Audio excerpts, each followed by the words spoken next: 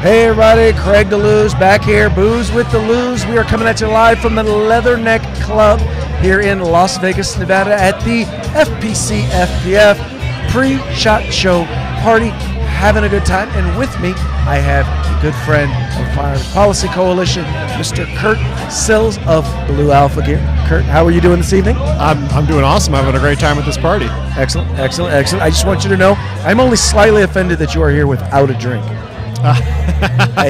Normally that's a requirement, but you're a pretty big deal, so I'm going to let it slide this time. That's debatable. Right, now I'll tell you guys why Kurt was such a big deal and why Blue Alpha is the bomb. So, well, I'll tell you what, why don't I let you tell the story? Okay, yeah, sure. I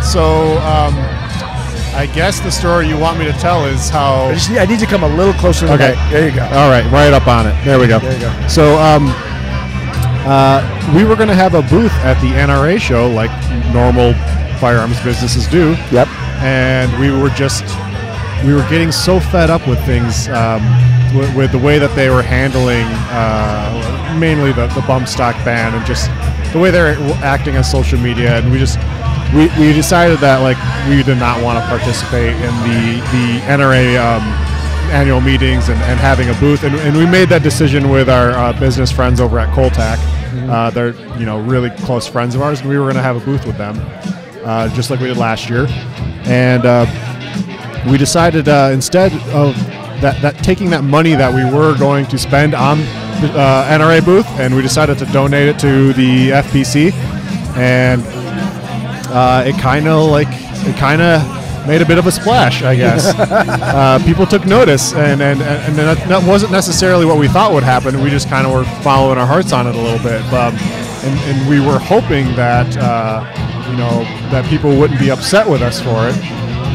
But it had a resoundingly positive feedback from our customers and from everyone we heard of.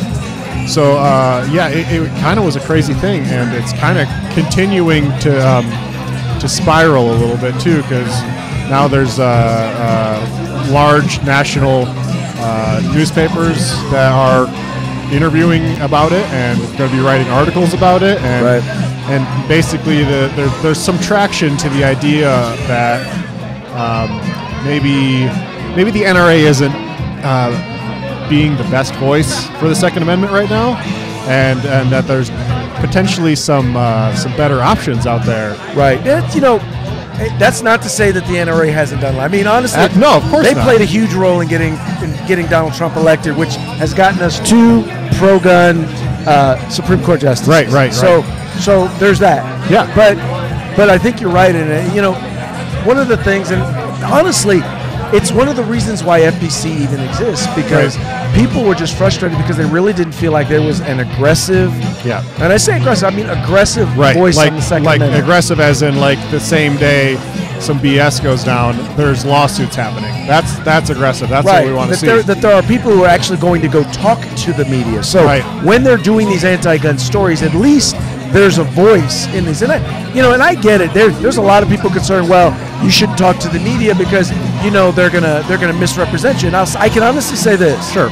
Only one time in one story has our position or I ever been misrepresented. Now, I may not be fairly represented.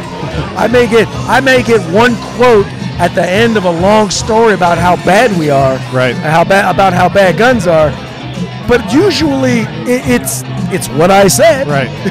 So, I'm not afraid of them making me look pro-gun. I'm afraid of them making me look anti-gun. And I don't think that that's going to be the case with these articles. Right. It would be really hard for them to do, because the angle they're writing is that there's a group that are so pro-gun that they're upset with the behavior of the NRA, and we fall into that camp. Yeah, see, when I love that one person actually called them they said that they were the more moderate gun rights group. I'm like, hey, if you want to call me an extremist gun right, if you want to say that I'm more conservative on guns, or I'm more extreme on the Second Amendment, I'm okay with that. Right. I'm extreme on the Constitution, and that's part of it. Hello. And that's, the 2 issues that I've had lately that really bug me the most are, number one is the bump stock ban. Number one, you're talking about banning a firearm part for something an evil person did, right? Yep. If they can ban this firearm part, then why not ban other things? But this administration has taken it even further with the direction of the NRA, and that was, well, you could just regulate it. You have the ability, but wait a minute.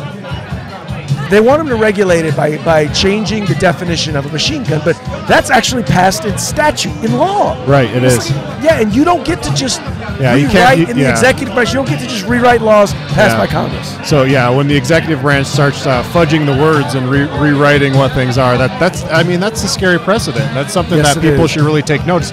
Whether you think a bump stock is a relevant accessory or something you're interested, or just a silly gimmick, right? It doesn't really matter. Nope. I keep telling people, if we let this president violate the Constitution in order to ban something that we really don't care about, what's to keep this president or a future president from doing the exact same thing to ban a firearm part or firearm that we do care about? Right.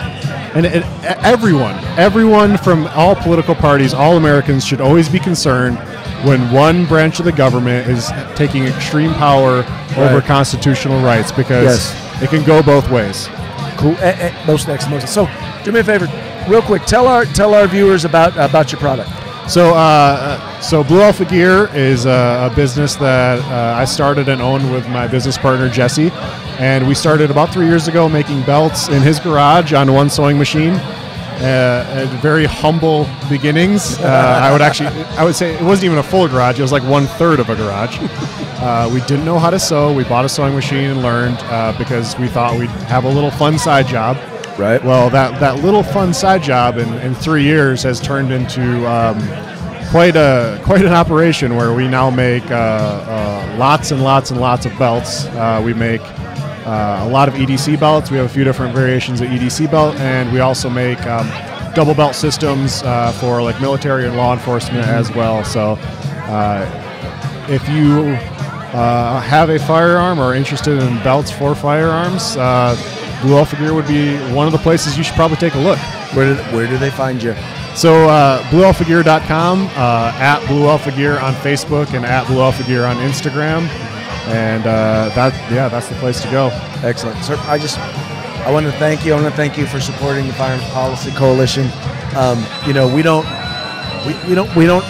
have like a Bloomberg that kicks us down cash, and the folks in the industry, grassroots, baby. The big folks in the industry, they're not supported. So, every small business owner, every individual who supports our cause, whether it's by donating or by spreading the word, or by making the phone calls when we do a fire mission, each and every person that takes that time, that invests of their time, their talent, or their treasury to help us fight the fight. It's money well spent. Dude, I'm going to tell you, it warms my heart. It excites me. So thank you. And thank you, partner. We're happy to be able to do that.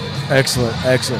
All right, folks. Well, hey, that's it for another episode of Booze with Deleuze. So we thank you guys for tuning in, and there's going to be more to come, so keep an eye out. I know it's probably getting late, but, the bar's still open here. You guys take care. If you like our videos, follow, subscribe,